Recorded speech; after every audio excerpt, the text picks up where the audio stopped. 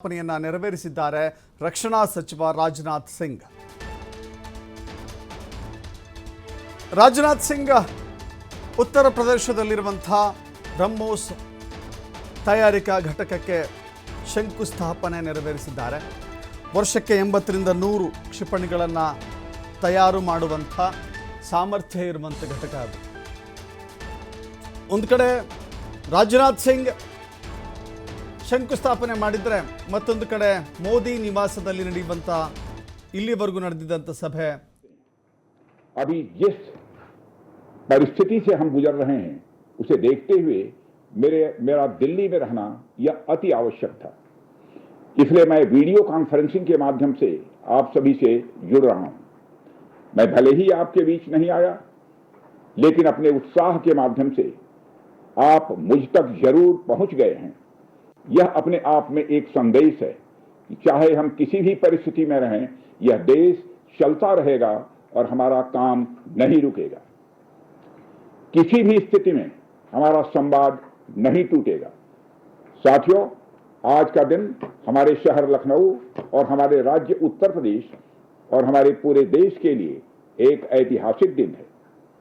आज का दिन मैं समझता हूं उस शक्ति की आराधना का दिन है जो हमारी सेनाओं को संबल प्रदान करती है, जो हमारी सेनाओं में निहित होकर दुश्मन पर कहर बरसाती है.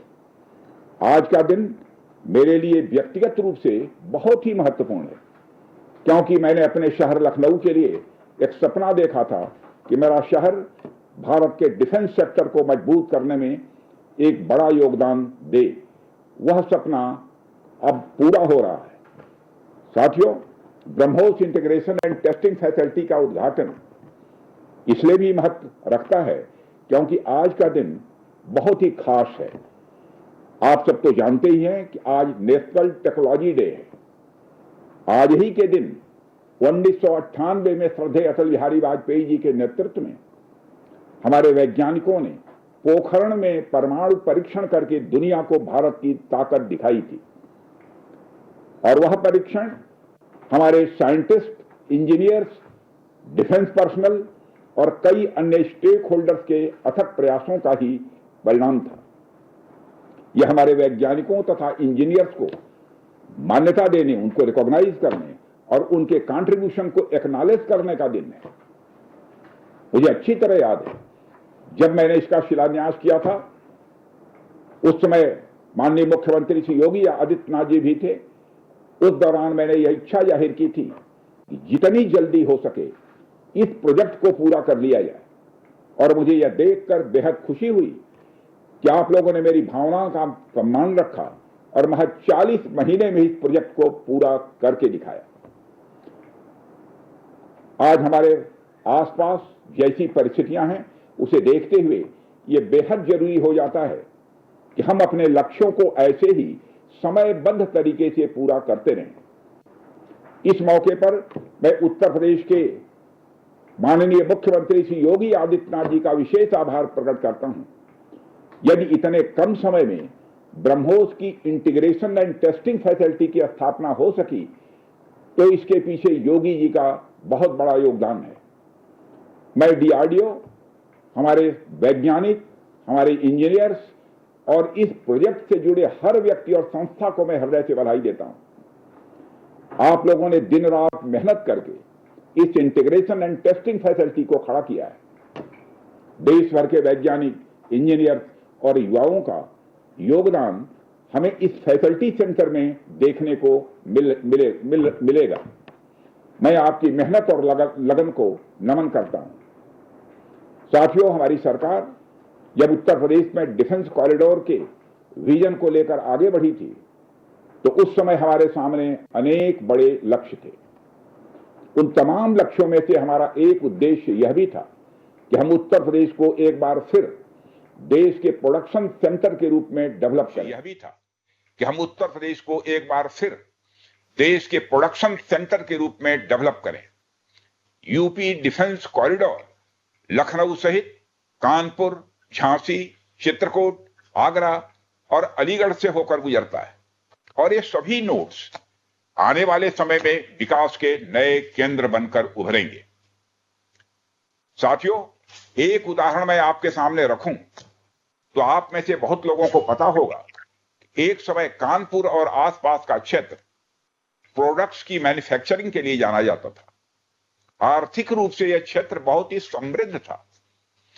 इसे मैनचेस्टर ऑफ द ईस्ट कहा जाता था। लेकिन आजादी के बाद अनेक कारणों से आर्थिक प्रगति की राह में यह क्षेत्र पिछड़ता गया और कहीं पीछे छूट गया। मैं उन कारणों में तो नहीं जाना चाहूंगा, पर कहना यह चाहता हूं कि यूपी डिफेंस कॉरिडोर के निर्माण के बाद यह क्षेत्र फिर से एक बार अपने पुराने वैभव को प्राप्त करने की ओर आगे बढ़ चला है।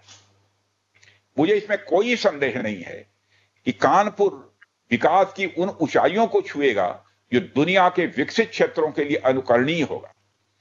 कल को वेस्ट में कोई क्षेत्र जब बहुत अधिक प्रगति करेगा तो उसे कानपुर ऑफ द वेस्ट कहा जाएगा। इसी प्रकार डिफेंस इंडस्ट्रियल कॉरिडोर के सभी नोड्स को डेवलप करने के लिए हम पूरी तरह से कमिटेड हैं।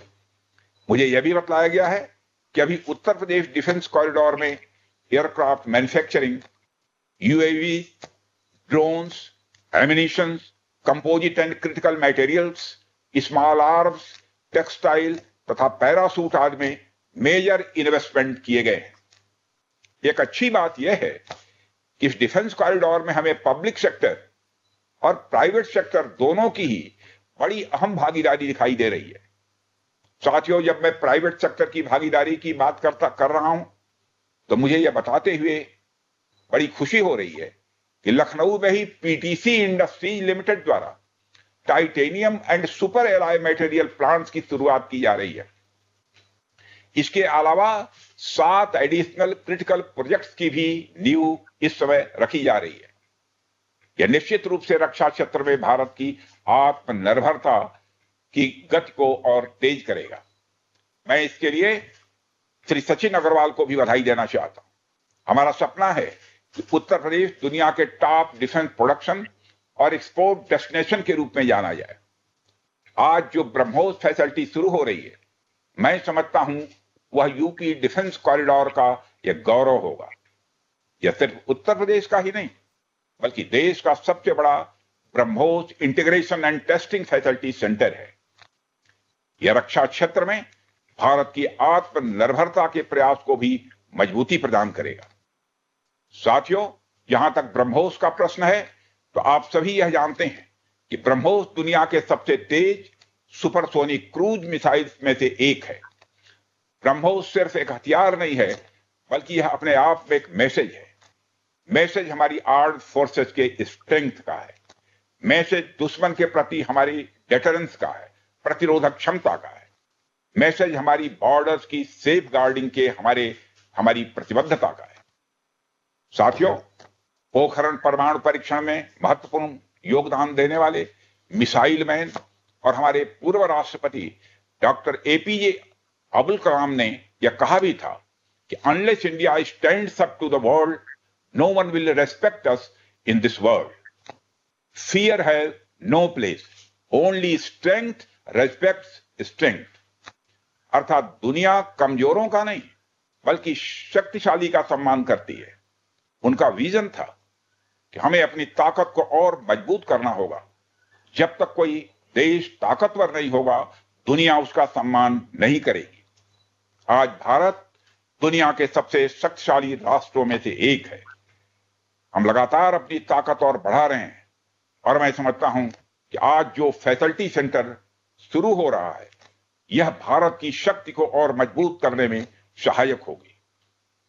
साथियों, यह केवल एक फैक्ट्री का उद्घाटन भर नहीं है बल्कि मैं समझता हूं कि रक्षा क्षेत्र में भारत की आत्मनिर्भरता की दिशा में एक बहुत बड़ा कदम है। उत्तर प्रदेश डिफेंस इंडस्ट्रियल कॉरिडोर बनने के पश्चात उत्तर प्रदेश के इंडस्ट्रियल डेवलपमेंट का एक नए सिरे से श्री गणेश हो चुका है। इस डिफेंस कॉरिडोर में अब तक कुल 180 के लगभग एमओयूज साइन किए जा चुके हैं, जिसमें 34,000 करोड़ रुपए का इन्वेस्टमेंट प्रपोज्ड है।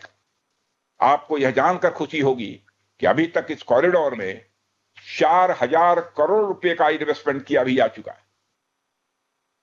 साथियों, टेक्नोलॉजी डे के दिन इस हाई टेक्नोलॉजी प्लेटफॉर्म फैसिलिटी को इनागुरेट करना अपने आप में एक लैंडमार्क डे है, परंतु इसके साथ साथ यह भारत की नई इनोवेटिव एनर्जी को भी दिखाता है, जिसको हमने पिछले कुछ सालों में गति देने का प्रयास किया है।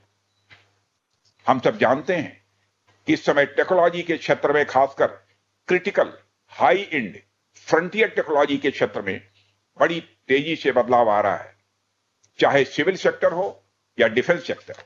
आज रोज नई नई टेक्नोलॉजी सभी प्रकार के प्रोडक्ट्स या सर्विसेज में क्रांतिकारी परिवर्तन ला रही हैं। हमारे जीवन का कोई भी ऐसा कार्य क्षेत्र नहीं है जहां टेक्नोलॉजी हमें डिसरप्टिव तरीके से प्रभावित न कर रही हो।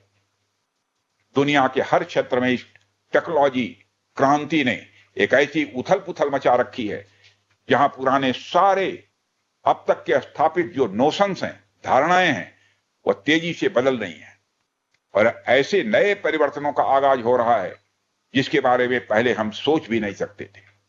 ऐसे में नेशनल टेक्नोलॉजी डे एक खास महत्व रखता है और इस खास दिन पर डिफेंस के क्षेत्र में एक हाई टेक्नोलॉजी फैसिलिटी को उद्घाटन करना मेरे, आपके और हम सब के लिए एक गौरव का विषय है। साथियों, ब्रह्मोस भारत और रूस के हाईएस्ट डिफेंस टेक्नोलॉजी का एक संगम है। जिस तरह हमारा उत्तर प्रदेश प्रयाग स्थित संगम के लिए दुनिया भर में जाना जाता है, उसी तरह आने वाले समय में लखनऊ भी इस टेक्नोलॉजी के संगम के लिए जाना जाएगा और यह संगम कई अनेक विशेषताओं को अपने अंदर समाहित करता है।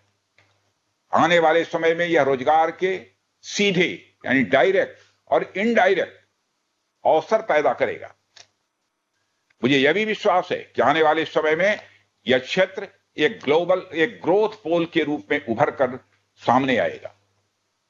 साथियों, ब्रह्मोस जैसे कॉम्प्लेक्स सिस्टम की एक खास विशेषता होती है और यह सिस्टम अनेक प्रकार के सब सिस्टम, कंपोनेंट्स और पार्ट से बने होते हैं जिन्हें किसी भी एक जगह पर निर्मित करना संभव नहीं होता है।